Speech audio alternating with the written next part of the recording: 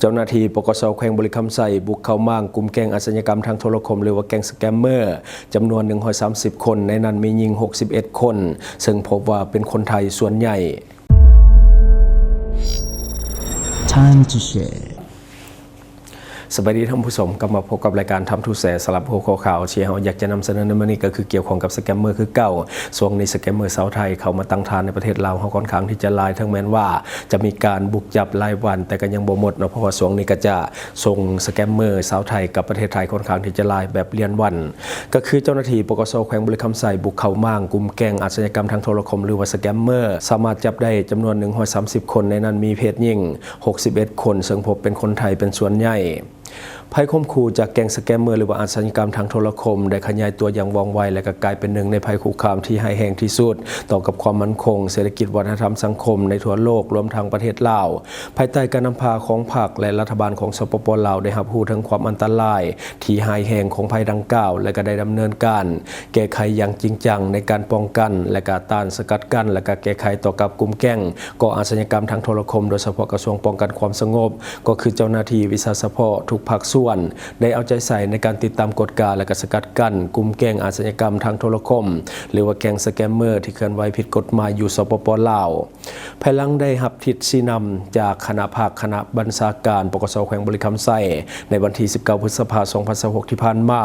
เจ้าหน้าที่วิสาสะเพาะของตำรวจได้สมทบกับเจ้าหน้าที่วิสาสะเพาะของสันติบาลของคุ้มครองสมณครัวและก็ก่อสร้างหลักฐานและกองพันป้องกันเคลื่อนที่ปกส.แขวงบริคำไซได้ลงกวดคนสถานที่ตกเป็นบ่อนสงสัยว่ามี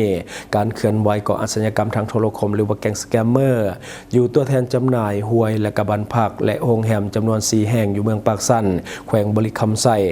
ผ่านการจัดตั้งปฏิบัติและกวดกาของเจ้าหน้าที่พบเห็นกลุ่มคนบดีจำนวนหนึ่งเคลื่อนไหวก่ออาชญากรรมทางโทรคมหรือว่าแก๊งสแกมเมอร์แท้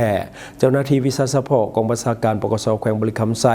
จึงได้พร้อมกันกักตัวกลุ่มคนดังกล่าวจำนวนทั้งหมดแม้130คนในนั้นก็จะมีเพศหญิง61คนในนั้นเป็นคนสัญชาติไทยส่วนใหญ่จำนวน112คนในนั้นมีเพศหญิงก็คือ52คนสัญชาติเมียนมา1คนและคนสัญชาติลาวจำนวน17คนในนั้นมีหญิง8คนพร้อมยึดเครื่องของกลางประเภทคอมพิวเตอร์ตั้งโต๊ะโน้ตบุ๊กโทรศัพท์มือถือจำนวนหลายรายการและก็เงินจำนวนหนึ่งเพื่อมาดำเนินคดีตามระเบียบกฎหมายจากนั้นเจ้าหน้าที่วิสาสะเพาะจึงได้กักตัวพวกเกี่ยวพร้อมทางอาญาตทรัพย์จำนวนหนึ่งก็คือ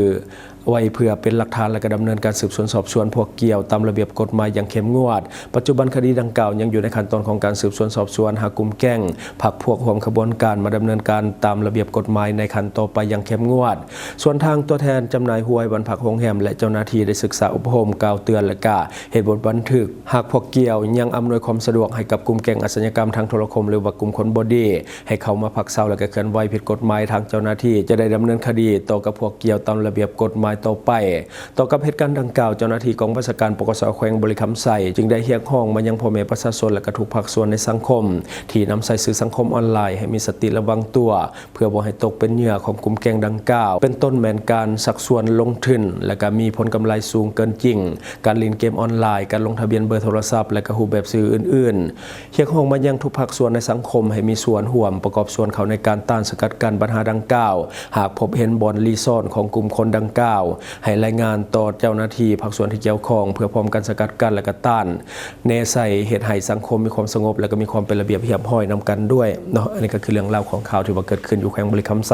ก็คือเจ้าหน้าที่เขาไปมั่งกลุ่มแก๊งเรื่องของสแกมเมอร์ก็พบว่าเป็นชาวไทยส่วนใหญ่100 ปลายคนเนาะช่วงนี้ก็คือยกให้สแกมเมอร์ชาวไทยมาเป็นอันดับหนึ่งยอมรับว่ามันอยู่ลาวลายอีลีเนาะเพราะว่าก่อนหน้านี้เขาเองก็จะเข้าใจว่าสแกมเมอร์จะมาจากจีนหลายกว่าแน่นอนละกลุ่มคนพวกนี้ก็คือย้ายมาจากประเทศกัมพูชาหลังจากที่ช่วงหลังๆมาในกัมพูชาปราบปรามอย่างหนักหน่วงก็มีการย้ายเข้ามาตั้งฐานใหม่ในสปป.ลาวเนาะแล้วมาต่ออีกข่าวหนึ่งก็คือเจ้าหน้าที่ของไทยสกัดขบวนการขนส่งยาเสพติดข้ามแม่น้ำคลองกวดยึดยาบ้ารถใหญ่จำนวน1,80,000 เม็ดคนหายไว้ตัวทันและก็ได้ลักเรือของชาวบ้านหลบหนีข้ามไปยังฝั่งสปป.ลาว ตามการรายงานข่าวของแฟนเพจข่าวสดของประเทศไทยให้ฮู้ว่าในวันที่22พฤษภาคม2026เจ้าหน้าที่ตำรวจของไทยได้ประสานสมทบร่วมกับหน่วยงานความมั่นคงในพื้นที่เข้าซุ่มเฝ้ากวดบริเวณแคมป์เส้นทางหมายเลข211พื้นที่บ้านสะงาวหมู่ 4 ตำบลห้วยพิสัยอำเภอปากสมจังหวัดเลยหลังจากได้รับแจ้งจากสายข่าวว่าจะมีการลักลอบลำเลียงยาเสพติดเข้ามาในพื้นที่ต่อมาเจ้าหน้าที่ได้กวดพบรถยนต์ต้องสงสัยเป็นรถกระบะขับเข้ามาจอดบริเวณซุ่มกวดเหตุให้พบกลุ่มชายต้องสงสัยจำนวน3คนกำลังช่วยกันขนกระสอบสีดำขึ้นรถเจ้าหน้าที่จึงได้แสดงตัวเข้ากวดค้นแต่คนหายได้อาศัยความมืดและหลบหนีไปโดยได้ลักเอาเหือจากที่ว่าติดเครื่องยนต์ของชาวบ้านจำนวน2 ลำหลบหนีข้ามแม่น้ำคลองไปฝั่งสปป.ลาวอย่างว่องไวส่วนรถกระบะแมนได้ขับหลบหนีไปตามเส้นทางสาย211มุ่งหน้าไปทางอำเภอสังคมจังหวัดหนองคายภายหลังเข้ากวดสอบพื้นที่เจ้าหน้าที่สามารถกวดยึดของกลางเป็นยาเสพติดให้โทษประเภทหนึ่งก็คือยาบ้าจำนวน3 กระสอบรวมทั้งหมดมัน1,80,000 เม็ดพร้อมกับกวดยึดเหือจักรหางยาวได้อีก1 ลำในขั้นต้นได้นำของกลางทั้งหมดไปเก็บรักษาไว้อยู่ที่กองร้อยทหารพรานเฉพาะกิจ2109เพื่อทำการกวดนับอย่างละเอียดก่อนจะส่งมอบให้กับสถานีตำรวจภูธรปากสมดำเนินคดีตามระเบียบกฎหมายพร้อมทั้งเล็งขยายผลติดตามเครือข่ายผู้ร่วมขบวนการมาดำเนินคดีตามกฎหมายต่อไปเนาะอันนี้ก็คือเรื่องยาเสพติดคือยาเสพติดจากประเทศลาวเข้าไทยในกระดับมือเพิ่มขึ้นบ่มีที่ถามมีแต่น้อยเดียวว่าจะลดลงนั่นก็คือแต่ละวันอ่านแต่ข่าวเรื่องยาเสพติดจากประเทศลาวเข้าประเทศไทยต่อมาอีกหนึ่งข่าวก็คือปล่อยสัตว์ป่าห่วงห้ามก็คือปล่อยลิง3 ตัวน้ำหนักรวมกัน6 กิโลกรัมคืนสู่ธรรมชาติตามการรายงานข่าวของแฟนเพจหนังสือพิมพ์ลาวพัฒนาวันที่21พฤษภาคม2026ที่เมืองหนองแขวงสะวรรณเขตได้ทำการปล่อยสัตว์ห่วงห้ามประเภทตัวลิงจำนวน3 ตัวในนั้นมีลิงจำนวน2 ตัวมีน้ำหนักตัวละ2 กิโลกรัมและก็ลูกลินน้ำหนัก700 กรัมก็คือรวมทั้งหมดแมนน้ำหนัก6 กิโลกรัมกับคืนสู่ธรรมชาติก่อนจะปล่อยลินกับคืนสู่ธรรมชาติเพิ่นได้จัดพิธีทางศาสนาเสียก่อนสัตว์ดังกล่าวเป็นประชาชนที่ได้จากการไปซอกอยู่หากินตามธรรมชาติมีพลเมืองดีได้ไปไทยเอามาแล้วนำมามอบให้กับภาคส่วนที่เกี่ยวข้องเพื่อนำไปปล่อยคืนสู่ธรรมชาติเพราะว่าเป็นประเภทสัตว์ที่ห่วงห้ามและก็ไกลสูญพันธุ์การปล่อยสัตว์ป่าในครั้งนี้นำโดยทานบัวลมอินทิทวงศ์ประธานคณะกรรมการปกครองเมืองหนองและกาทานสาคำเกียรติวงศ์สาหัวหน้าองค์การเกษตรกรรมและสิ่งแวดล้อมเมืองมีอำนาจการปกครองบ้านและก็ภาคส่วนที่เกี่ยวข้องเข้าร่วมเป็นสักขีพยาน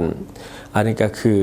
เนื้อในของข่าวเรื่องของการปล่อยตัวลิงเป็นสัตว์ป่าห่วงห้ามคืนสู่ธรรมชาติซึ่งว่าลิงนี่ก็เป็นสัตว์ที่ว่าง่ายก็คือเป็นสัตว์เศรษฐกิจในตลาดมืดแหละที่ว่าเขาเจ้านิยมที่จะซื้อขายกันบางคนก็นิยมบริโภคเสียว่ามันเป็นยาแล้วก็เป็นพวก